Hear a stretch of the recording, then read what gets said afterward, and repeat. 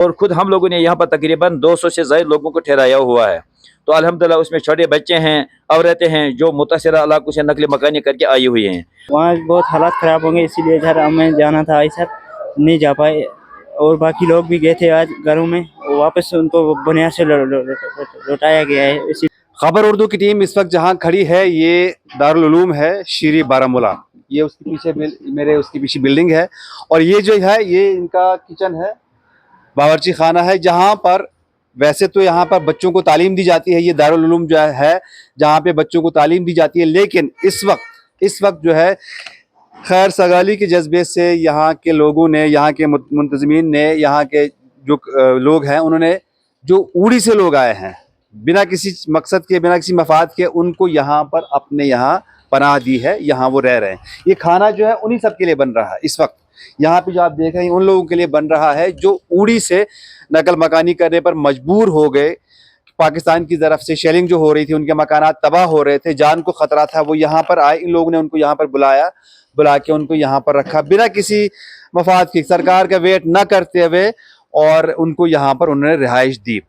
आप का नाम क्या है? आप? ये मेरा नाम शेख अब्दुल क़य्यूम क़ासमी है। मैं इस दारुल उलूम शीरी बारामूला का मोहतमिम हूँ। जब ये आर पार की शेलिंग शुरू हुई, क्योंकि हमारे इदारे में ज़्यादातर बच्चे जो हैं वो उड़ी से ही ताल्लुक़ रखते हैं, तकरीबन 80% बच्चे सरहदी इलाके उड़ी से ताल्लुक़ रखते हैं। तो हमें पहले ही दिन पता चला कि क्या सूरत हाल पैदा हुई है और कैसी मुश्किलात से दो चार हैं लोग। तो हमने फ़ौरन सोशल मीडिया के ज़रिए से और इसी तरीके से फ़ोन ज़राए से, दीगर ज़राए से वहाँ लोगों से अपील की कि आप फ़ौरन आ जाइए, यह इदारा आपका अपना है, हमारे पास गुंजाइश है। और अल्हम्दुलिल्लाह चूँकि हमारे पास तकरीबन 60, 70, 80 कमरे हैं, हमारे पास गुंजाइश थी, हम तकरीबन 300-400 बंदों को यहाँ पर रख सकते थे। बहरहाल चूँकि हमने गुजारिश की थी दूसरे लोगों से भी, सारे लोगों ने अल्हम्दुलिल्लाह जगह फराहम की, खुद भी अपने एहसास से कुछ हमने भी उनसे गुजारिश की। इस वक्त हम देख रहे हैं पूरे नारवाव के अंदर, पूरी शीरी के आसपास गाँवों के अंदर लोग उन्होंने अपने मकानात दिए हैं, मस्जिद कमेटी ने इंतजाम किए हैं, और ख़ुद हम लोगों ने यहाँ पर तकरीबन 200 से ज़ायद लोगों को ठहराया हुआ है। तो अल्हम्दुलिल्लाह उसमें छोटे बच्चे हैं, औरतें हैं जो मुतासिरा इलाकों से नकल मकानी करके आई हुई हैं। हमने यहीं पर इदारे के अंदर ही उनके रहाइश, उनके खाने पीने का इंतज़ाम किया हुआ है। खाने पीने के सिलसिले के अंदर अल्हम्दुलिल्लाह जो हमारी शीरी नारवाव के लोग हैं, खुसूसन नौजवान हैं, उन्होंने खुद से इक़दामी तौर से इसर के जज्बे से खाने पीने का नज़म किया। इस इदारे के अंदर ज़्यादा लोड दारुल पे उन्होंने नहीं डाला। इस वक्त जो खाना पीना फराहम किया जा रहा है वो दारुल उलूम के ज़ेर इंतज़ाम, और उसके अंदर बढ़ चढ़ के ये नौजवान यहाँ के हिस्सा ले रहे हैं अल्हम्दुलिल्लाह। तो हमने अपनी तरफ से हर फैसिलिटी और हर सहूलत मुहैया रखने की कोशिश की है। हमारे पास और भी गुंजाइश थी, लेकिन चूँकि अल्हम्दुलिल्लाह इंसानियत के जज्बे के तहत, हमदर्दी के जज्बे के तहत सारे लोग आगे आ गए, लिहाजा हम पर उतना ज़्यादा लोड नहीं पड़ा। फिर भी इस वक्त हमारे पास तकरीबन 200 से ज़ायद लोग, करीबन 20-25 के आसपास फैमिलियाँ रह रही हैं, जिनको हम हर तरह की सहूलियत फराहम दे रहे हैं, जिसमें खाना पीना, रहना सहना, और अगर कोई बीमार हो जाए तो इलाज मुआवजा, बच्चों के लिए दूध वगैरह जल्द हल होगा। कल से जब हम सुन रहे हैं कि सीज़ फायर हो रहा है तो हमें भी खुशी हुई, इन लोगों को भी खुशी हुई, लेकिन हमने फिर भी इनको अभी जाने नहीं दिया था। वक्त है कि हुकूमत की तरफ से कोई इत्तला आ जाए कि अब मुकम्मल तौर से इत्मीनान हो चुका है। हालांकि ये लोग सुबह ही जाना चाह रहे थे, लेकिन हमने इनको रोका कि 1-2 दिन आप और रुकें, ताकि हमें भी खिदमत का मौका मिले और आप लोगों को भी इत्मीनान हो जाए कि वहाँ पर किसी किस्म का कोई खतरा मौजूद नहीं है।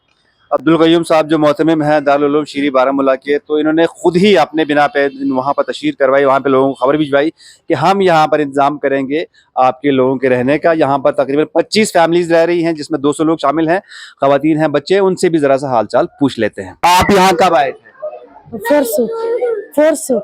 परसों आप यहाँ आए थे, और क्या हालात थे उस वक्त जब छोड़ के जा रहे थे? उस वक्त क्या हालात थे घरों के और लोगों के?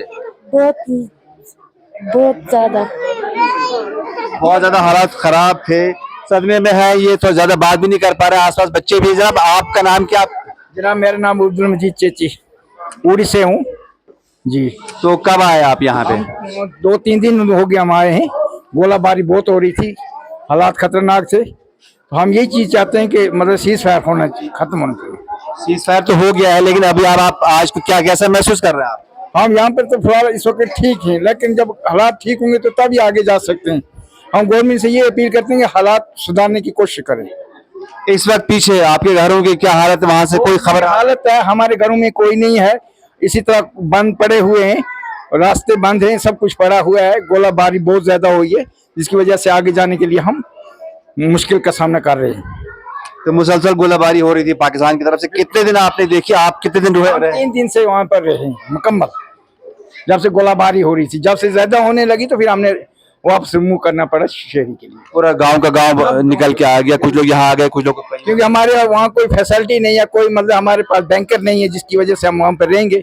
छोटे छोटे बच्चे हैं जो घबराहट में पैदा, यानी घबराहट उनको पैदा होगी, जो हमने मूव करना पड़ा बारामूला। आप क्या काम करते हैं? मैं एज ए टीचर हूँ, वहीं उड़ी में? उड़ी में हूँ मैं। अच्छा, तो आप यहाँ पर आए हैं, यहाँ पर आपके रह कोई दिक्कत हो रही है आपको? यहाँ पे हम इनका शुक्रगुजार हैं कि जिन्होंने हमारी परवरिश की और हमारे साथ साथ चल रही है, इनका हम शुक्रिया अदा करते हैं। जी, तो हजरत आपका नाम क्या है? आपका भाई? जी, अब्दुल अजीज साहब, आप कब आए यहाँ पे? हम आगे 2 दिन पहले। 2 दिन से आप यहाँ पे हैं, तो क्या पीछे क्या माहौल छोड़ कर आए आप? बस और तो पता ही है सबको, जो हालात खराब हो गए, गोले लग गए, बस नशाएं। तो अब कब तक वापस जाने का इरादा है आपका? और हम तो इसी वक्त चले जाएंगे, मगर अभी ऑर्डर ही नहीं है, ऑर्डर आएगा जाएंगे। तो ये लोग फिलहाल अभी भी इंतजार कर रहे हैं कि ये जो है कोई सरकार की तरफ से कोई ऐसा ऑर्डर आ जाए या कोई ऐसा नोटिफिकेशन जिसको हम बोलते हैं वो ऐसा आ जाए कि ये लोग वापस चले जाए। फिलहाल तो यहाँ पर इन लोगों ने, एक खादिम है इस दारुल उलूम के, इन्होंने इंतजाम किया है। यहाँ पर तकरीबन 20-25 कमरे हैं अंदाजन, और यहाँ पर बच्चों की तालीम होती है। 80 कमरे हैं, माफ कीजिएगा 80, उन्होंने मुझे मुतमईन साहब ने बताया 80 कमरे हैं। और यहाँ पे जो है कुछ और लोगों से बात कर। जी जी सर, मेरा नाम किफ़ायत है सर, मैं परमपीना से लॉगिन करता हूँ सर। वहाँ बहुत हालात ख़राब होंगे, इसीलिए सर हमें जाना था आज सर, नहीं जा पाए। और बाकी लोग भी गए थे आज घरों में, वापस उनको बुनियाद से लौटाया गया है, इसीलिए हम भी जाना चाहते हैं घर। हालात वहाँ बहुत ख़राब हैं। खराब थे, अब तो सीज़फायर हो गया, लड़ाई रुक गई, लड़ाई हो गई है, अब हो रहे हैं कल तक पूरा हो जाएगा क्लियर। देखते हैं कल हम अपने घरों में जाएंगे, ठीक, तो वहीं रहेंगे। तो मुंतजिर हैं ये लोग, इंतजार कर रहे हैं कि कब हमको एक इशारा मिल जाए, ऑर्डर मिल जाए एक तरह से कि हम अपने घरों को जाएं। क्योंकि जाहिर सी बात है बेघर होने